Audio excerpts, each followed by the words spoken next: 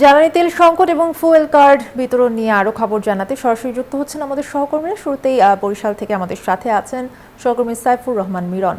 বরিশালে জ্বালানি তেলের সংকট কেমন দেখছেন এবং ফুয়েল কার্ড বিতরণ কি হয়েছে কিনা? ধন্যবাদ আপনাকে। আপনি জানেন যে সারা দেশেই যে সংকট, অর্থাৎ জ্বালানি তেলের যে সংকট, সেই সংকট কিন্তু বরিশালেও চলছে। তবে এখন পর্যন্ত বরিশালে ফুয়েল কার্ড বিতরণ কিন্তু কার্যক্রম শুরু হয় না। তবে জেলা প্রশাসন থেকে যেমনটা জানিয়েছে যে তাদের যে মনিটরিং, সমস্ত বরিশালে যে 27টি পেট্রোল পাম্প রয়েছে সেখানে কিন্তু তাদের মনিটরিং টিম রয়েছে এবং যে রেশনিং সিস্টেম চালু হয়েছে সেভাবেই কিন্তু তেল সরবরাহ করা হচ্ছে। যে তেল পাম্পটিতে আমরা এখন আছি সেখানে আমরা দেখছি যে 300 টাকা করে অকটেন বা পেট্রোল তারা দিচ্ছে এবং অন্য যে যাত্রীবাহী যানবাহন সেখানেও কিন্তু পিক আপে 1000 টাকার তেল দিচ্ছেন এবং বাসে তেল বাড়িয়ে দেওয়া হচ্ছে। যদিও এ নিয়ে নানান রকম বক্তব্য আমরা শুনেছি, যেমন মোটরসাইকেল আরোহী বা চালকরা যেমনটা বলছেন যে চাহিদা অনুযায়ী তেল মিলছে না এবং অনেকগুলো পেট্রোল পাম্প ঘুরে তারপর একটি পেট্রোল পাম্পে তারা আসেন এবং অনেকগুলো পেট্রোল পাম্প বন্ধ রয়েছে। যেমন আমরা সকাল থেকে যেমনটা জানাচ্ছিলাম যে পাশাপাশি দুটি পেট্রোল পাম্পের একটি কিন্তু দিনের দুপুর পর্যন্ত বন্ধ ছিল, এখন অবশ্য দুটো পেট্রোল পাম্পই চলছে। যাত্রীবাহী যে যানবাহন তারা বলছে যে তেল না থাকার কারণে অনেক সময় যাত্রী নিয়ে কিন্তু মাঝপথে থেমে যেতে হয় এবং নেমে ঠেলে তারপরে সেই যানবাহন রাস্তা থেকে পাশে আনতে হয়েছে। সব মিলিয়ে একটি সংকট, এবং এই সংকটটি পেট্রোল পাম্প মালিকরা বলছে একটি কৃত্রিম সংকটও তৈরি হচ্ছে। বিশেষ করে মোটরসাইকেল আরোহীরা ঘুরে ঘুরে বিভিন্ন পেট্রোল পাম্প থেকে তারা তেল নিয়ে আবার নিজস্ব বাড়িতে গিয়ে সেগুলো বোতলজাত করে অন্যত্র বিক্রি করছে, এমন অভিযোগও আমরা পেয়েছি। যদি আমরাও দু একটি দেখেছি সরাসরি যে বারবার ঘুরে একই জায়গায় এসে পেট্রোল বা ডিজেল অকটেন নিচ্ছে।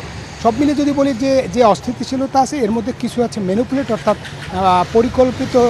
পরিকল্পিত এবং একই সঙ্গে এই যে সংকট, অনেকটা কৃত্রিম সংকটও মনে হচ্ছে। তেল পর্যাপ্ত আছে, তবে রেশনিং সিস্টেম হওয়া একটি সংকট তৈরি হয়েছে। তারপরও আশা করা যাচ্ছে আগামীতে এই সংকট নিরসনের সমস্ত ব্যবস্থা নেবে প্রশাসন। এই ছিল বরিশাল থেকে আমার কাছে পেট্রোল পাম্পগুলোতে যে তেলের সংকট এবং সরবরাহ যে কার্যক্রম তার সবশেষ তথ্য। একই তথ্য জানতে যাব খুলনাতে, সেখানে আছে আমাদের সহকর্মী মাকসুদ। খুলনাতে তেল নিয়ে কি সংকট আছে দেখছেন বা কি বলছে ক্রেতা বা বিক্রেতারা? সংকট প্রতি মুহূর্তে নতুন রূপ পাচ্ছে। আজকে আমরা এই মুহূর্তে অবস্থান করছি খুলনা মেট্রোপলিটন ফিলিং স্টেশন। এখানে কিন্তু এই মুহূর্তে পেট্রোল শেষ হয়ে গেছে। গতকাল থেকে কিন্তু এখানে অকটেন ছিল না।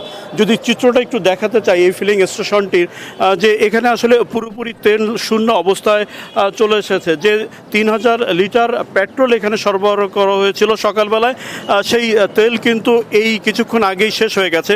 তবে এখানে একটা জিনিস যেটা দেখতে পাচ্ছি আমরা, সেটা হচ্ছে যে সকল গ্রাহক এখানে এসেছেন, যানবাহন চালক, তাদের অনেকেরই মোটরসাইকেলের ট্যাঙ্কি ফুল থাকার পরও তারা বাড়তি তেল নেওয়ার জন্য চেষ্টা করছেন। আমরা গত 30 মিনিট এখানে অন্তত পক্ষে 6 জনকে দেখেছি যাদের তেল ট্যাঙ্কি উপচিয়ে পড়ে গেছে নিচে, অর্থাৎ তাদের চাহিদার থেকেও তারা বেশি তেল সংগ্রহ করার প্রবণতা দেখা যাচ্ছে। এখানে যে ট্যাগ অফিসার আছেন এবং যে আইন শৃঙ্খলা বাহিনীর পুলিশ সদস্য আছেন, তারা তাদের দায়িত্ব সম্পর্কে আসলে সঠিকভাবে আসলে সচেতন না।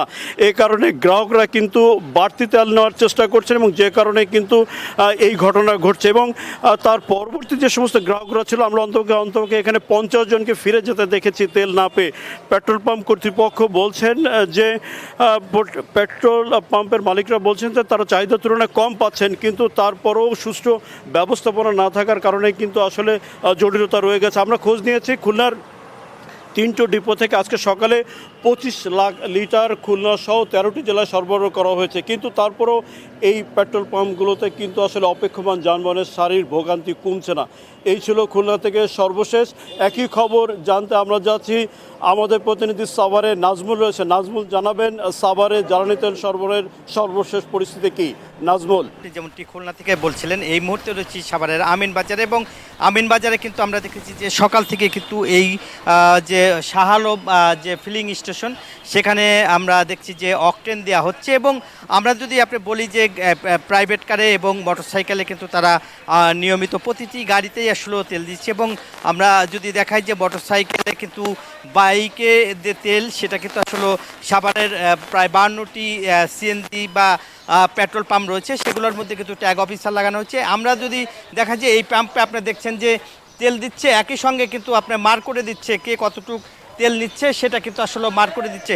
আপনার সাথে একটু কথা বলি যে তেল কি আপনারা দিচ্ছেন, কোনো সমস্যা আছে কিনা? না, আমাদের পাম্পে তেল আছে, তেলে কোনো সমস্যা নাই, তেল দিচ্ছি আমরা। কি কি তেল দিচ্ছেন এখানে? আমরা ডিজেল আর অকটেন। শুনছিলেন যে এই পেট্রোল পাম্পে কিন্তু ডিজেল এবং অকটেন তারা কিন্তু দিচ্ছেন এবং প্রতিটি গাড়িতে কিন্তু এভাবে আসলে মার্ক করে দেওয়া হচ্ছে এবং যারা অকটেন নিচ্ছেন এবং মোটরসাইকেলে আমরা দেখছি যে তারা কিন্তু তেল দিচ্ছে এবং অনেকেই আসলে খুশি। আপনার সাথে একটু কথা বলি, তেল পেয়েছেন কিনা? জি ইনশাল্লাহ পাইছি। কি তেল? অকটেন।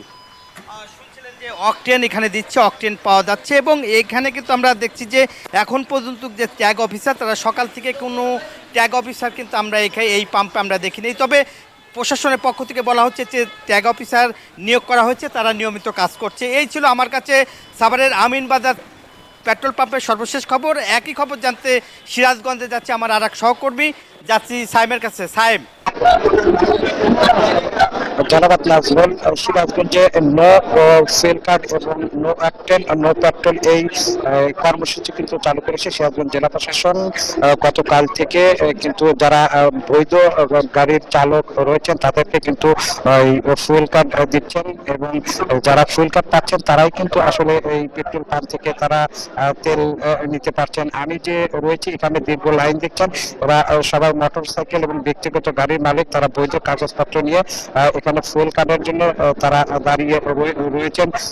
সকাল থেকেই কিন্তু এই ফুয়েল কার্ড বিতরণ কার্যক্রম চলছে। এই জেলা প্রশাসন ছাড়াও কিন্তু প্রতিটি উপজেলা প্রশাসন কার্যালয় থেকে কিন্তু ফুয়েল কার্ড ইস্যু করা হচ্ছে এবং এই ফুয়েল কার্ডে কিন্তু ওই প্রতিদিন এক একজন গ্রাহক কত লিটার করে তেল পাবে এবং কয়দিন করে তার তেল হবে সেটাও কিন্তু উল্লেখ করা হচ্ছে। যে কারণে আসলে কিন্তু আমরা সকাল থেকেই দেখেছি যে আজকে জেলা প্রশাসক যখন ফুয়েল কার্ড দিয়ে তেল বিতরণ কার্যক্রম উদ্বোধন করেন তার থেকেই কিন্তু তারপর থেকেই কিন্তু আসলে যে গাড়ির দীর্ঘ লাইন সেটা কিন্তু আসলে কমে গেছে। অন্যদিকে আমরা যেটা জানতে পেরেছি বাগাবাড়িতে দিকে কিন্তু 23 লক্ষ তেল কিন্তু রংপুর রাজশাহী এবং ঢাকা বিভাগে চলে গেছে। এই ছিল আমার কাছে সর্বশেষ। ফিরছি স্টুডিওতে হচ্ছে আপনার কাছে। ধন্যবাদ সবাইকে। জ্বালানি তেলের সংকট নিয়ে জানাচ্ছিলেন আমাদের সহকর্মীরা।